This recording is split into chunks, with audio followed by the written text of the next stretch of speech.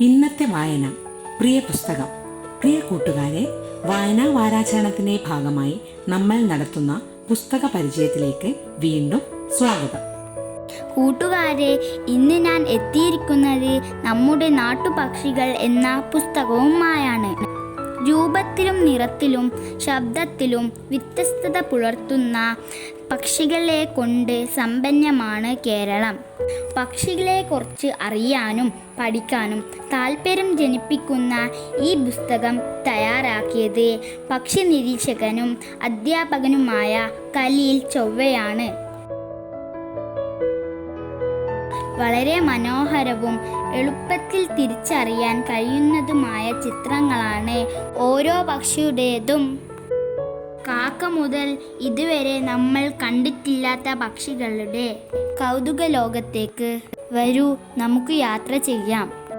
കേരളത്തിലെ നാട്ടുപക്ഷികൾ പരിചയപ്പെടുത്തിയത് ജൈവ ഹെംബ്രിൻ.